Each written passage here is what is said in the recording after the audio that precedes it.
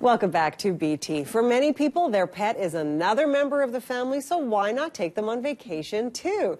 Travel blogger Jody Robbins is here now with what you need to know if your furry friend is coming along for the ride. Good morning to you. Good morning. And good morning to Buddy. Yes, this is Buddy. Not the best pet traveler, but we love him all the same, and we try and take him as much as we can. Okay, so if people do want to take their furry friend on vacation, what do they really need to start thinking about? Well, the very first thing you need to do is to get in to see your vet, because they know about the special requirements, depending on where you're going, because in some cases it takes weeks up to months to get the appropriate protection for your pet. Oh, okay. Yeah, so even if you're just going across Canada, there's different viruses and parasites that we may not have in Alberta.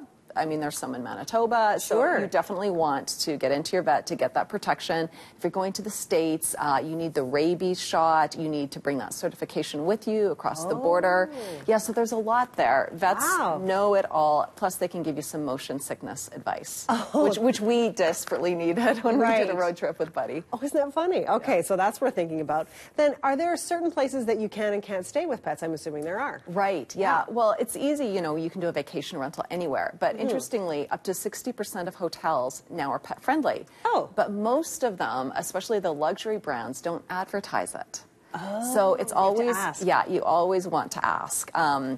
It's great to get your pet accustomed to being in a hotel. Some of them, though, have weight restrictions, around 25 pounds, some it's 50 pounds. But you can get around that. So what you need to do is talk to the sales manager or to the general manager if it's a smaller hotel, explain your situation, maybe even take a video of your pet well behaved, throw it up on YouTube, and then they can see it. And I think a lot of hotel managers would rather have a chilled out 55-pound lab than a hyper yappy chihuahua. Right, okay. Yeah. So just give them the information they need to make that decision. Yeah. Oh, that's interesting. But wherever you stay, practice no trace left behind.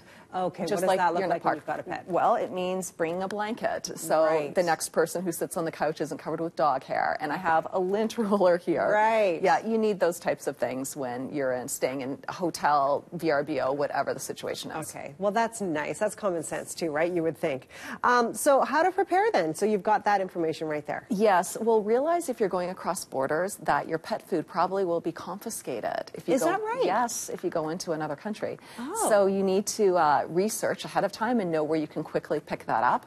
Same thing with vet information. So it's always good to research the contact information of the nearest vet in case there's an emergency. Okay. Where you're going to. But wherever you go, you really want to get your pet accustomed to what you might be doing on your trip. Oh. So in a lot of different countries, the U.S. is a great example. You can bring your pet, you know, into restaurants and shops, unlike here in Canada. Right. So get them used to that. So in Calgary, there's the Vin Room, and they have their outdoor patio, which I wouldn't recommend today. No, of course not, yeah. But in summertime, you could take your pet to the Vin Room, get them accustomed to being around people.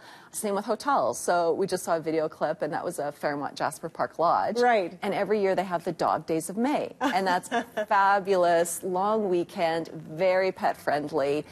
They have agility courses, vets, special treats. But your pet is staying with you in the room because at all Fairmont properties, they allow pets. That's allowed. Yeah. Oh, interesting. Yeah. What about certain restrictions or costs that you need to be aware of? Yes, and that's definitely made the news recently.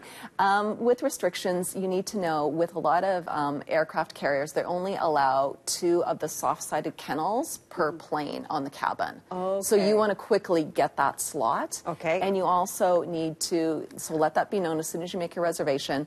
And you also need to physically check in with your pet at the gate, so you can't just do online check-in. Okay. Yeah, so you have to go earlier. And the costs vary, but typically it's $50 to $100 one way for domestic travel. Okay. But it really bumps up internationally. Wow. It's anywhere from $100 to $270 one way. Whoa. Okay. Yes, so for factor that into your travel costs. Yeah, and it's changed. We were just talking earlier about the emotional support animals. Right, yes. So, and now it's mainly dogs. Right. So for sure in Air Canada, it's dogs only. Yeah. You need to get a certified documentation from a mental health professional, and that has to be presented 48 hours ahead of your trip. Oh, okay. Yeah, so they've really clamped down on all this. They sure have. So lots of research required before you travel with pet, but it can be done. Yeah, it can Thanks be done. so much, Jody, for this, and thanks for bringing in Buddy. Bye, Buddy. He's so chill. It's amazing. All right, we're going to go for a break here on Breakfast Television. When we come back, more news, weather, and traffic. Stay with us.